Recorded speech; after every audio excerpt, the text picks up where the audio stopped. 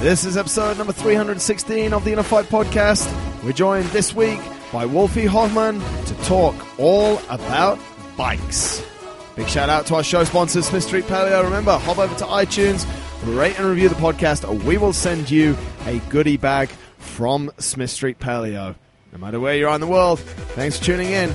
Let's jump into today's show. It could be the newest midlife crisis. Who better to get on the show to talk about the sport of cycling than almost, if you're a little bit older, I'd call you the godfather of cycling in the UAE. Wolfi, welcome to the InnerFight podcast. Thank you so much. I like the Godfather thing. You like the Godfather thing? Yeah. Maybe later. Maybe you have to earn that one. Thank you. Tell us a little bit about your cycling story, mate. Obviously, it's been your business and you've been involved in cycling for a very long time. So tell us how you got into it, what is cycling to you, and how it all came around. You see, I started my career very early, and it was obviously, I had a different career first. I was a chef. I was working in a hotel. I was a young man, 16 years old, and I needed some extra income. So I started with a bike rental in the hotel, and so we had bike rentals, and I took these bikes and I took them home to my home place. My brother had a car repair, so I took these bikes there, and I sold one bike to a friend. And then it was another one. I could do this while I was working in the hotel, because I had 2 days off a week.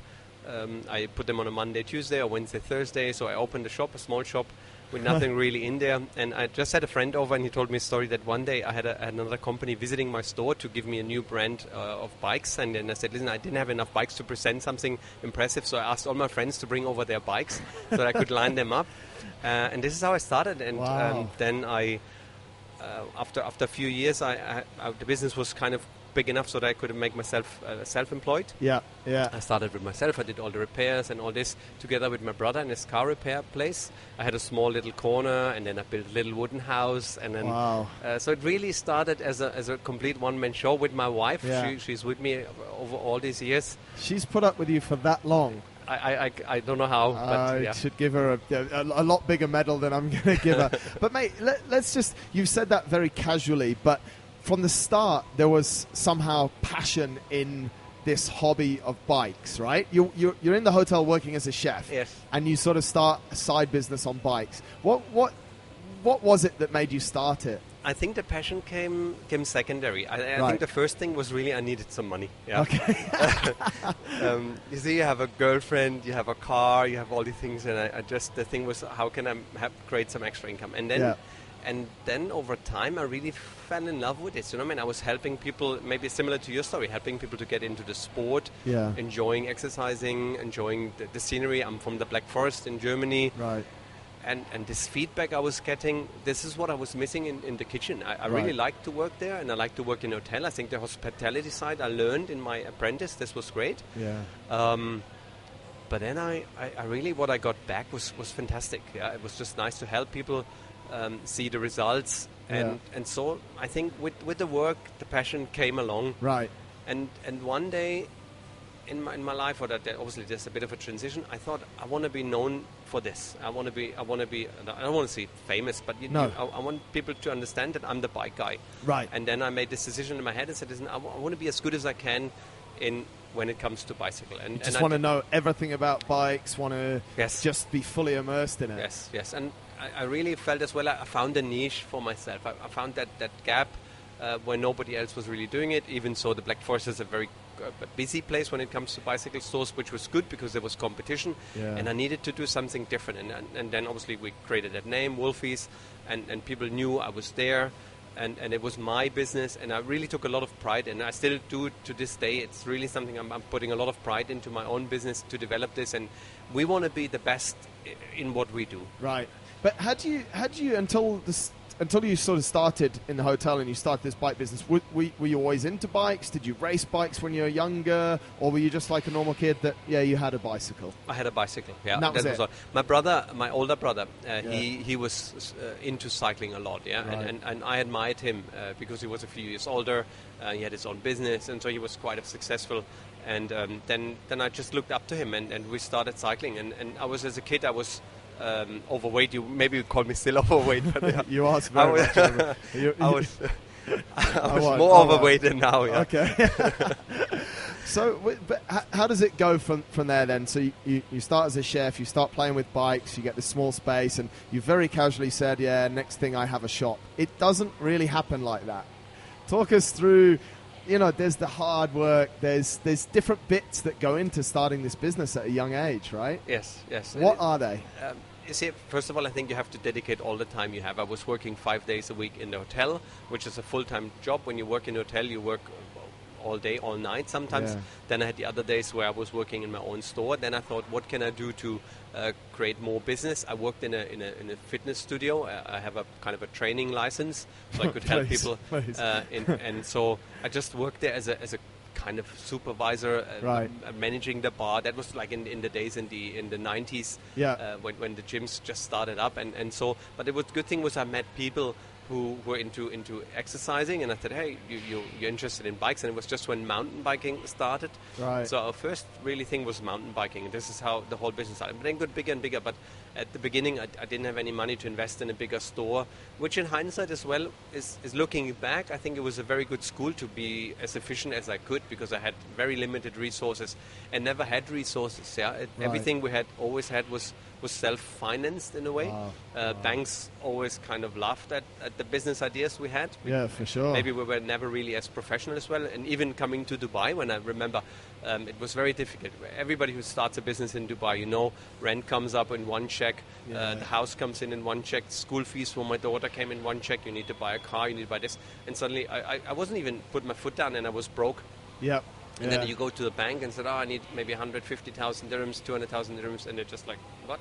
Yeah, no chance. No way, no chance. Yeah. And then I started, okay, good, that's difficult. And then I started to work, and I never went back to the banks, and I just tried to do this myself. And looking back, that was one of the best things in my life happened. And it's interesting. Sometimes life gives you difficult situations, but I think then you overcome them, and later you look back and you see this challenge was something which just brought you further. And I think if I would have got the money, or maybe even more money, if I would have asked maybe for $1 million and then said, hey, I'll make a big opening party and I open a big shop and I open this and I order lots of stock, maybe I wouldn't be here anymore. It would turn out a lot differently. Yes, a lot different. Yes. So you go from working 5 days a week to running your bike show on the weekend, your bike shops on the weekend. How does a guy from the Black Forest in Germany who went to do a chef's apprentice get a bike shop and open it in Dubai? How does all of that come together? My brother, another brother, I have altogether, we have a bigger family. We didn't have TV at home, so my parents have lots of children. We're altogether 6. Right. So one of my brothers lived here in Dubai, and I was visiting him. So in January we came here to visit him, and I looked at the situation. I thought it's an upcoming place, and it was my 30th birthday. Right. When I thought, okay, what I'm going to do now? So that's maybe an early midlife crisis, and you think, well, what are you going to do? You're going to stay where you are now. You stay in the Black Forest. You see what you've built, and you build further on that. Yeah. Or we take that leap and go to Dubai. And obviously, my wife, I had to convince her. I said, "Listen, honey, we're going to go to the beach. I'm going to take you out. We're going to have a nice dinner and like it." Good salesman. Yeah. It never really worked, but she still believed me. Yeah, and she came with me. We took our daughter, and now it's 15 years later. But I think. You make such light of these situations, mate, that I think a lot of people sort of look at something, and you just said, we came to Dubai, we opened a shop. Like, that takes something that's different it's a different mindset, isn't it? Early 2000s, not many bike shops in Dubai, but you saw an opportunity. So to move your whole life, and like you said, to come to buy a car, to pay rent, to pay school fees, to pay everything, it's something huge, right?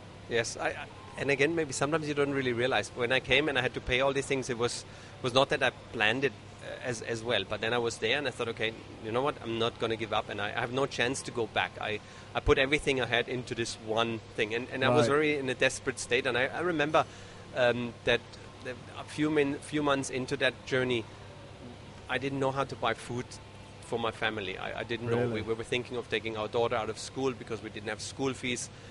We didn't have the money for it. I knew the rent check is coming up, and I didn't know. I was quite desperate, and I couldn't speak to anyone about it because I couldn't really share this with anyone because I think the situation was so difficult. But then there was always something. Somebody bought a bike, it was enough to buy something for the night to eat. and it went further and further. So it just rolled along, and you just fight, and you get even better. You think even more careful, where can I save a little bit of money? Business ticks along. But again, Dubai was, for the first 5-6 years, it was very difficult, because I had always had an aim to, if I make as much money, I can do this. And then suddenly rents go up by double. And then again you think, oh my God, same situation again. How will I sell so many bikes that I can survive? And then again, you did this step and then the next step. But this is maybe like anything. I like it with cycling. You think you can't make it, and then you go just that next corner, and then you just make it to that corner, and then you look what's next, and then you come to that corner, another steep serpentine, and you take this one, and life is like this. As long as you keep going, you just keep on pedaling. You keep on pedaling, and you get stronger. And looking back, I don't think I would wish for any other way. Really. As it was. As it's been. It was good. Talk to us about when you got here, early 2000s, what was the state of cycling in the city? There was nothing really. There was no cycling park. There was a small group of mountain bike riders. There was the Roadsters. Yes. Was a small group existed. But this was maybe like a group of 4 or 6 riders. And I called before I came, and I called a few people that said, what's your opinion on opening a bike shop? I said, if you're a one-man show and you're a good mechanic, you can maybe survive. But some people said, listen, forget it, outright forget it. There's nobody riding a bike at all. Right. So don't do it. And others were a bit more positive. Adrian Hayes, I called, and he always mimics my German accent, which was even worse maybe back then. And then we started, and I opened the doors, and we had some days where nobody came into the shop, and then we had days where somebody comes in and buys an interesting bike, and we had some great stories. And we're still at the same location. The shop looked different. There was Sandstorm motorcycle next to us. That was actually quite good, because there were some people in motocross, and I think some people really shook their head. Even the industry shook their head when they said, you go to Dubai and open a bicycle, who will ride there? How can anyone ride in this heat? And the idea was not as clear, but maybe this is why it worked as well. Nobody really had that idea as much as it. But there was nobody really, and we created a scene. We started my own rides. We said, listen, you want to join me on a ride? We do weekly evening rides. I remember in Jumeirah we did some rides on a mountain bike to explore the city. Then we found places like Nadal Shiba where we could ride in the evening, the Friday morning ride with support we organized. So we started to create a scene, and it's slowly but surely, but it was difficult because it was, let's say at the beginning was 4 riders, then 8, then 16, then it step by step, but it was a slow development. But at that stage, when you create an event for people like that, or a point where they can meet, and you're only getting 8 riders or 16 riders, are you not sort of thinking, wow, where are all these bikes where are all these people that I'm going to sell new bikes? Where are all these bikes that I'm going to repair? What was the growth like? Because to like you said, to get a new bike and to get another bike and to open the shop and all of this, there must have been, at some point, it must have really taken off. I think it is maybe 2009, 2010 when it really took off, and we really thought that there was a move.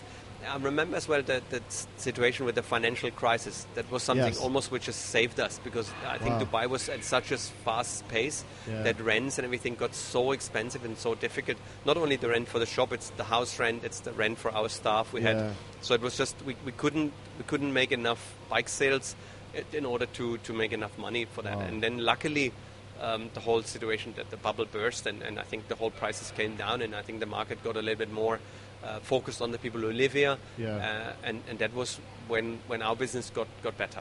We also saw a shift, I guess, around that time, sort of 2008 to 2010, of what I would say, mate, is a move from a midlife, either crisis or hobby. I think in early 2000s we saw a lot of people playing golf. Golf was ridiculously expensive, but then in our business as well, we started people coming to us, can you help us how to do endurance sports, how to ride, how to do triathlon? What sort of shift did you see? Because you've obviously seen a growth in your business. Do you think it's a lot of these people, or what sort of people are coming to cycling now? I think, as you said, golf was before the big thing for managers to do business, and I think now it's more and more endurance. People are looking for the next level of challenge. Yes. And obviously with the vision of His Highness making the cycle path, Sheikh Hamdan being on the bicycle and promoting the sport and building the cycle tracks and opening up the autodrome and all these activities which come now along with it. And this is just fantastic. that it opened up like this. And more people overall worldwide, I think there's a big movement on cycling. How many, talk us through, for people that don't know, the expansion of cycling has basically gone from, there was a little bit of a route around Nad al-Shiba was probably the first cycle track. Where's it expanded to now? Because we've got you'll know the number of kilometers of cycle track. It's ridiculous, right? We're planning up to 1,000 kilometers of cycle track in the next coming years. But at the moment, I think we're about 250.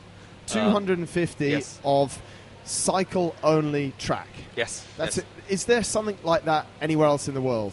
Not that I've heard of. Yeah. And I think it's actually quite amazing when we had David Miller recently over with other prominent riders, Marcel Kittel, Mark Cavendish. Cavendish we know, yes. No, but they come here and they said, oh my God, that's really amazing, and they really like it. And I think most people don't really expect it, and that's maybe the big surprise. When you go to the Black Forest, you go to somewhere where it's nice and you know it's common that people cycle there, then it's maybe more easy to understand there is something. But here in Dubai, and the cycle tracks are amazing. I think if everyone or then whoever hasn't tried it, I just encourage you, rent a bike and go out there and enjoy the morning when the sun rises and you have that peaceful desert in front of you. You're looking at my bum because I'm in front of you. Yeah, you've had some good times doing that. But I mean, it is quite phenomenal that we're in the middle of the desert and we've had created for us. And it's free. These cycle tracks are absolutely free, right? People can just go and ride literally for hours. I mean, 250 kilometers is a serious bike ride for anyone, right? Yes. I think when you look at it, how Dubai was built and the situation we have, that obviously we have so many big roads. Yeah. And we encourage people to ride in groups. But again, it was good that it was all kind of flat, so you could ride with different levels of riders in one group. And that made the situation quite special, because in Europe you normally don't have as big groups as we have. We have sometimes 150 to 200 riders on a Friday morning ride. Right. And that is only possible because we're occupying a full lane. Right. And we're on a, let's say, 4, 5 or 6 lane highway. Yes. And then we can occupy one lane and all the cars can overtake us, so we're not really an obstacle and a disturbance on the road. Yeah. We have these situations. Again, you can ride in a group and you can ride on good surface roads. You can ride on the flat, so that's why we can ride together. If it would be more hilly, the group would split organically very quickly. But this is, I think, almost like the difficulty we turned into something which worked for us quite well. We just worked around it, and we found actually something which worked quite nice. And we've seen in other GCC countries that they have copied this. We see the rides happening in Kuwait, in Qatar, in Oman, and this is as well an area where we want to expand. And I think it's almost a bit of a mission for us to say, listen, we want to spread the word about cycling, not only in Dubai and now in Abu Dhabi and other countries. So we really want to make cycling a big sport in the country. And obviously it goes along with the vision of His Highness to say, listen, promoting a healthy lifestyle, getting everybody out there and exercising. So all of the projects have cycling lanes, have running tracks. Right. Everything which is built now in Dubai and the UAE is with cycling tracks and so on. Talk to us a little bit about that. Obviously, the Crown Prince, His Highness, has quite a strong vision for the city for cycling, as you said, up to 1,000 kilometers, and also he loves his bikes. We see him out riding with people. But what does it? Is there a federation here? Is cycle governed? Is there something driving it, or is it you're running your bike shop? His Highness has got his vision, and things are going on. No, it's actually the UCI is obviously present here in the country, and we have Osama Al Shafar is the president of the federation. He's now the Asian president, which is a big step up. Yeah. He's our local partner, as you know. You need a local partner in business here. We were lucky a couple of years back. We got him infected with cycling. He really enjoyed it. He was looking for another challenge in his life, and he wanted to do something for the community. Yes. And so he went for the presidency of the federation. He got the presidency of the federation, and now he's UCI president of the Asian Federation as well. Wow. So there's a nice development. So with that, could we expect to see? Okay, the recreation side we'll continue to speak about, but can we expect to see an emergence of competitive cycling now that there's a federation and the UCI? Could we see races or events like that, do you think, in the future? Definitely, and I think we have already. I think the market has grown quite tremendous, and I think at the moment what's happening in the UAE in terms of cycling, and as well with Bahrain Merida team, there's 2 pro teams now. There's 18 teams, and 2 of them are coming from the Middle East. Incredible, which was unheard of. Yeah. If you look 2 years, 3 years back, there was no chance this would happen. And I think at the moment everybody looks what's happening.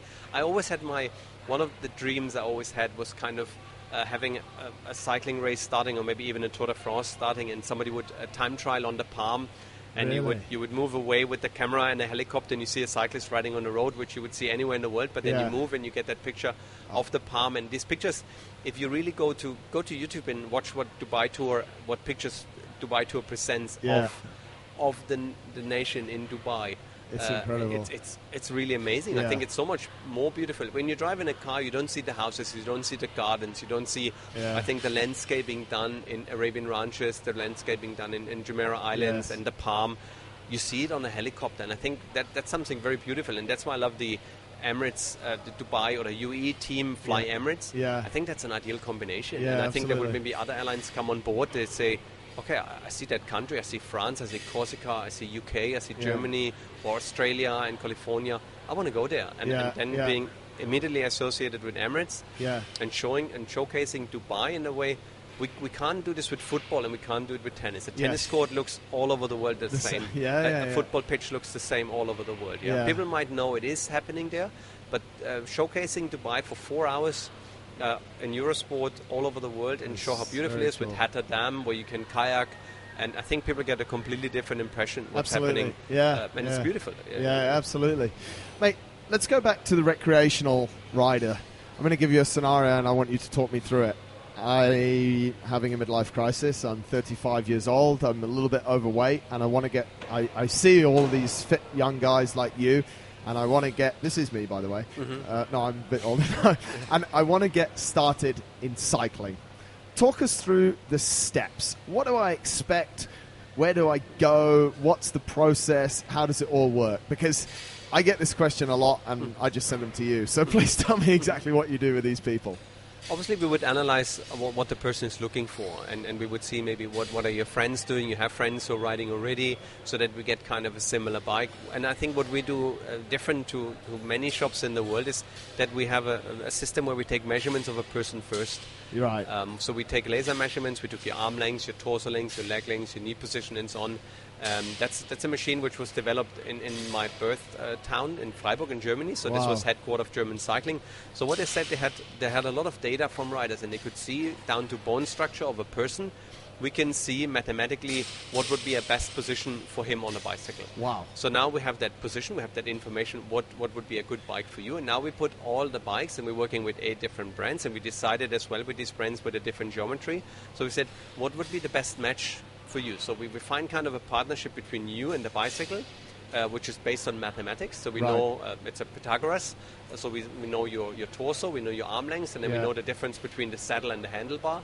And then we just compared with all the database of all the bikes. Wow. And then we will put out maybe 3, 4, 5 options within your price range. And it doesn't really matter. We normally say you can start with a racing bike about 3,500 to 4,000 dirhams. That's where you start. And you get the same, you get kind of the same treatment with measurement and so on, and the measurement would be valued maybe between 600 and 1,000 dirhams. But we include this in in every purchase you do, because we feel otherwise we can't really make sure that you get the right bike. Now we have you as data, we find the right bicycle, the machine as well helps us to adjust where's the saddle, where's the handlebar, and this is the points we can change on a bicycle. So it's the bottom bracket and the pedals are firm in place, and then we put the saddle in the right position so that the power transmission is efficient, and then we put the handlebar, and it could be a little bit higher or lower. And obviously it's good that when the frame, some people would say, but I can adjust my bike, I can adjust my saddle, and I can put this up and down, but that's not the same as you would do it when it's right from the beginning. It's like you would buy a suit and then bring it to a tailor and change it. Might as well buy the right suit from the beginning if there's something out there which fits you. What's happening, mate? Because I think a lot of people are probably listening and going, wow, normally I just walk into a bike shop and I sit on the bike, it feels comfortable, and I go and buy it and leave. But your first port of call is to literally measure every single limb I've got, and to then look at a selection of bikes that actually fit my body. Is what you're doing normal, or is that like, because I find it a little bit, for a lot of people, they'll be like, wow, that's a really different process to what I thought. So what's the norm? Is that what's happening? No, normally I think you walk into a bike store and people will look at you and see what's their stock, and they sell you a bike what they have. Tandem. And it's just what happens, and and looking maybe back, I would say 7-8 years, we measured inseam Yeah? Right. And we thought that's a good measure. Yeah. But then we thought, okay, but not everyone with short or long legs has as well a short and long body, or long arms, short arms, and flexibility is different and so on. So we thought, okay, that's not really it. Yeah. And at the beginning of my career, there were only like 3 or 4 sizes for bikes. Yeah, you just you looked at someone and said, okay, that's kind of okay. And I always say, if you're not a little bit embarrassed about how you worked 5 years back, or then you haven't really had a progress. But I always felt a bit uncomfortable with the way we were doing stuff. And then I looked around, and then I saw this machine. Yeah. And luckily it was close to my hometown, and I said, oh, this was intriguing to me. I said, okay, that is really what I was looking for. Yeah? Right.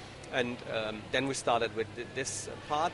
We do as well something interesting, because there's 2 other points which you can't really see. It's like what happens in your foot and what happens under your bum when you sit on the saddle. So we looked into this as well. Said, okay, what can we do there if somebody complains about saddle pain or foot pain? So we looked, and we found a company as well in Germany, another university city, Münster, and they develop a tool like a pressure mapping. So we can put a pressure gauge with 64 sensors onto the saddle. We can make you sit on the saddle, and then we can see your movement. We can see a pelvic twist. We can see a pelvic connection on the saddle, and we can see what happens when you're moving on the bike. And then we can identify what's the best saddle and shape. And we can even make a custom saddle. So we had people where we saw that their bone and their pelvis bones are uneven, or they have different curvature. So we make custom saddles in Germany, and so we make it comfortable. And the same inside the foot. You see sometimes foot movement inside, and you can't really fix it. And you see, obviously, when it's foot movement, then there's knee movement. But it was always difficult for us to see inside the shoe, because there's nothing we can't. And so with the pressure mapping inside every foot and inside the shoe while you're pedaling, we get a clear picture where we can see what's happening, and then we can help. And this really brought us further. And that's as well, sometimes I don't want to say I get bored with what I'm doing, but you come to that point and you think, okay, this is where I'm now, but I'm still not satisfied what it is. And maybe in 2-3 years down the road, I think we will scan people when they walk in. We will just see their movement, and it will all be automated. So that we have limb measurements, and while you're walking into the store, we will analyze you, and then we will give you the bike. So at the moment we do it manually, and we measure by laser, but I think there's more to come, and it always makes me exciting. If I'm excited about this and I see this and, oh my God, this is really good, and I think this can really help me to sell. And I think our quality of sales and the quality of work we do today, I'm proud of it today. For sure. But maybe in 2-3 years I think, oh my God, what did I do then? Well, it's like you were saying, I think previously sort of everything evolves, doesn't it? And it's becoming a little bit more of a biomechanical approach. And I think it's the right way to do it, because if you're sat for 100 kilometers on a bike, for someone it could take them 2 and a bit hours, others it could take 4 hours. You're in a position which is, I guess, the seated position on a bicycle is not a very normal human position at all. So to measure all those different areas is what we really need. It's actually a bit of a problem, you know. I mean, the White brothers, the British brothers, they developed the bike, I think 1860 or maybe even a bit earlier, but that was the first design. And if you look at the bike like this and you look at the bike today, it hasn't really changed much, which was maybe due to the regulation of the UCI. Maybe there was as well a bit of the automobile industry was involved in it, because if you look at recumbent bikes, they would maybe be even more efficient when you look at it. But the position we're sitting on a bike, the way we move our muscles, the way we create ourselves in terms of wind resistance is not the most efficient way, but it's just something which hasn't really evolved over the years, and it has become of a bit of a tradition. But this is just the way it is right now, and this is how we have to deal with it. But now we're trying to Graham Aubrey was as well a person who really ran, in some respect, a bit crazy, but he found ways where you can go maybe 60 or 70 kilometers an hour with a bicycle, where we would struggle with 35, 40. It's incredible. I think there's a bit of a restriction from the industry that I think the car industry was not so keen to make the bike develop as fast, because I think you could have maybe mobility today on power-driven vehicles if this would be in a slightly different direction. But it unfortunately didn't happen. But maybe we see it in the future if people will do more with that.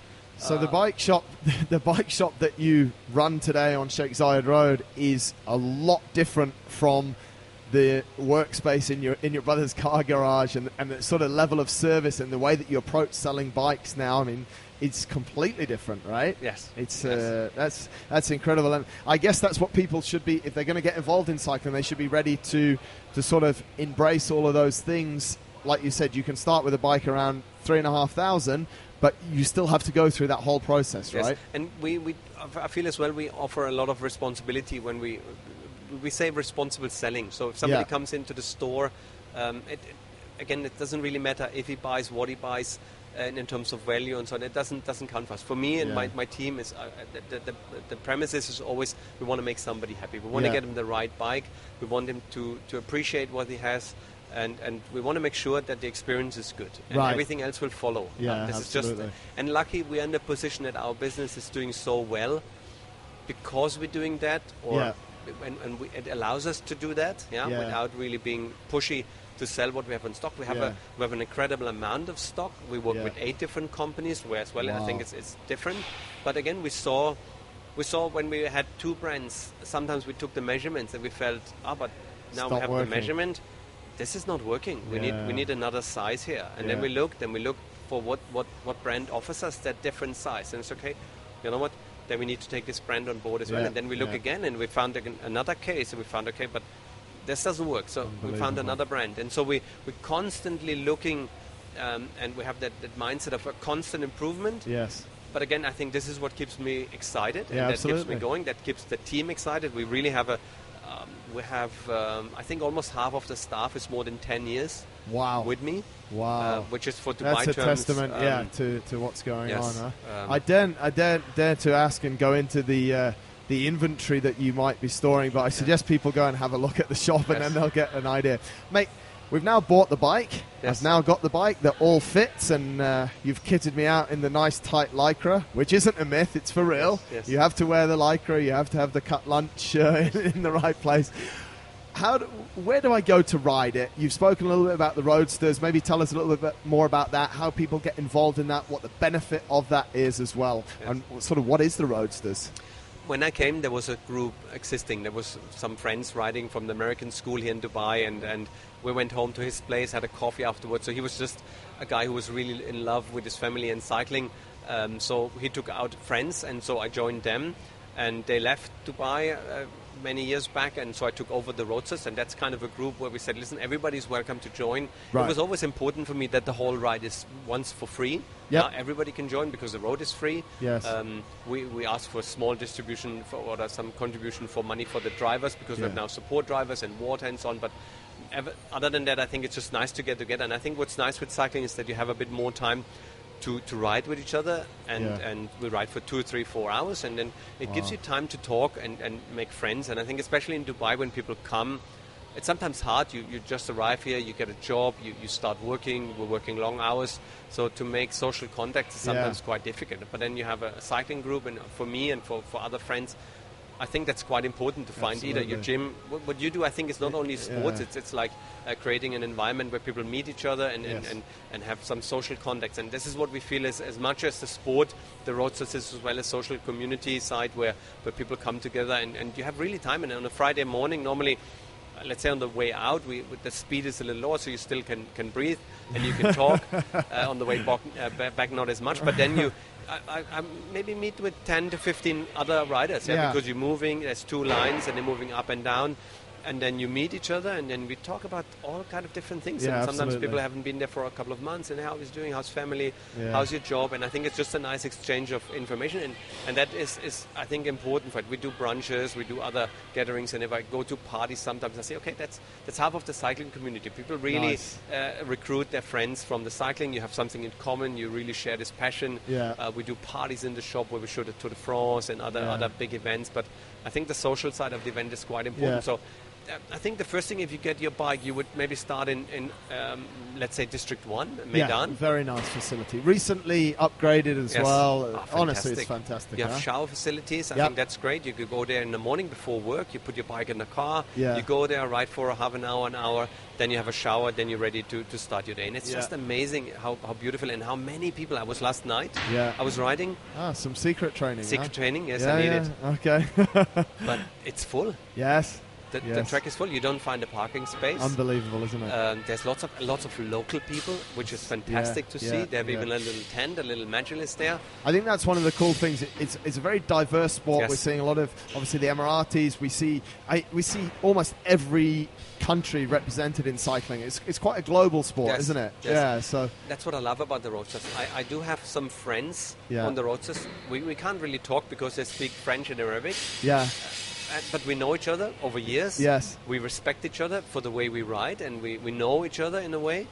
But I would never, ever have met them in another way where it's not about the sport and not about cycling. Yeah. And as well, we ride with the Filipinos. Yes. We ride with, obviously, from all countries where cycling is a strong part. But again, it's so much fun to ride with local riders, and there's always, obviously, a bit of a rivalry between the teams. But that makes it fun, and then you stop and they have an exercise together. I think that's just fantastic to do this together. To do something together, But if you go to Nadal Shiba and you ride in Meydan, I think it's just nice to...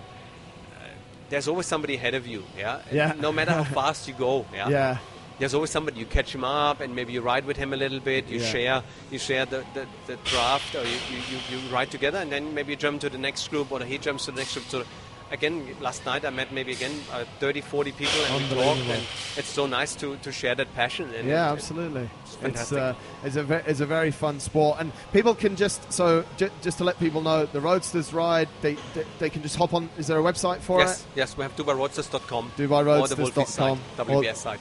Easy peasy, and people can just rock up there. But another good place to start as well, after they've done the loop at Nadal Shiba's 8 kilometers. Yes. Is to obviously hop up to the longer bike track up at Al Qudra. Al Qudra, correct. And that's another. I mean, you've got all sorts of different. 120 maybe even. Is there 120 kilometers? Yes. I'm not strong enough to go more than 85. There's 2 extensions you can take. So the regular route is about 85, but there's as well a 50k loop, or there's only, they call it the stick, which is maybe about 30. So there's different routes. Yeah. And as well as different groups. I think now in Dubai we have almost every day of the week a group starting. And different levels and different areas of the city, right? Absolutely. There's the Bello Vixens. It's only a girls group, and there's is that who you normally ride with? Normally, yes. If they let me, if they don't drop me on the way out.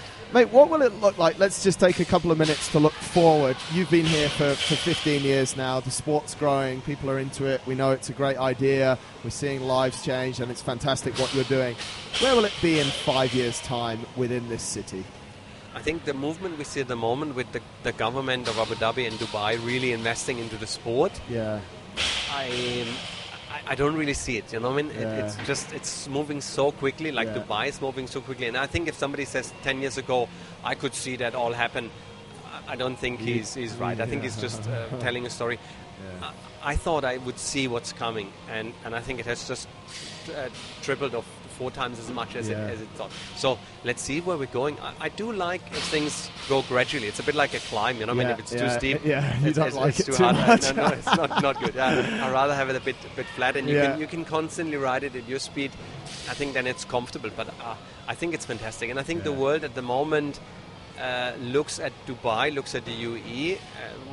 Partially because you see the UAE logo on the bums of all the pro riders now in the team, and you see, and it's actually quite weird when I watch a race, Flash Wallon yesterday, and you see the guy riding UAE, and you think, oh my God, that's really a team. We have it. And Yusuf Mirza is one of the local riders. He's now riding in an international race in Croatia, the Tour of Croatia. And I know Yusuf since he was a little boy. Right. And now he's riding Pro Tour. He is incredible. Up there with Vincenzo Nibali and Contador and an unbelievable career, and I think we will see more. I think the government is really pushing. We know about talks, what's going to happen, but again, I'm sure Dubai will surprise us, and we'll just overexceed again and again. I am sure, mate. Listen, we've been nattering on for almost 40 minutes, so we'll wrap it up there. But what we definitely should do is maybe get some of the other guys from the shop. I know Clinton puts a lot of time into sort of getting people the right bikes, and our friend Monty is maybe a little bit from the other side of cycling as well, so maybe we make a show in a few months with those guys. But mate, before we go, I want to acknowledge you for what you've done in cycling. I think it's something incredible that you're giving to the people here, and having heard your story, it's even more inspiring, I think, for people. So congratulations on that. I want to ask you one more question. Yes. Along the way, I can see it's been tough. you've had good days, and I can tell you've had bad days. What's the one piece of advice that you can leave our listeners with about your experience and what you've learned that you can apply to life? Your best piece of advice you can give to people. It's like riding a bicycle. As long as you keep pedaling, you're stable. And if you stop pedaling, you stop pushing, you will fall off a bike. Yeah, Brilliant. I think it's just keep going. And when you're on top of the hill, then it goes on the other side as well, and then you pick up the speed. Yeah, so it's interesting. I think life and cycling is a good comparison to life. You know, I mean, sometimes it's not hard, but I think the pleasure of going up a hill and when it's really, really tough, and then you reach that top of the climb, that's an amazing feeling. And sometimes it's really hard, but only if it's really hard, I think you can enjoy the pleasure of having it achieved. So this is... Thank you very much. Very inspiring story. And of course, guys, if you want to go and speak to Wolfi about the bike, hop over to his shop. He'll measure everything, including your inside leg, apparently. Maybe a little bit more, maybe not so much if you're a female and don't want to be touched by him. But definitely go and see. Your shop's often referred to as an adult candy store. Yes. So lots of nice bikes in there, and a very good way to get started to go cycling. Mate, thank you very much for your time. We appreciate it. Thank you for having me, Marcus. Thank you. Cheers. Thanks a lot for tuning into this episode of the podcast, folks, and a massive thanks to Wolfi. Very inspiring story there. Of course, if you want to get in contact with us, winning@innerfight.com. We'd absolutely love to hear from you. Until next time, take care.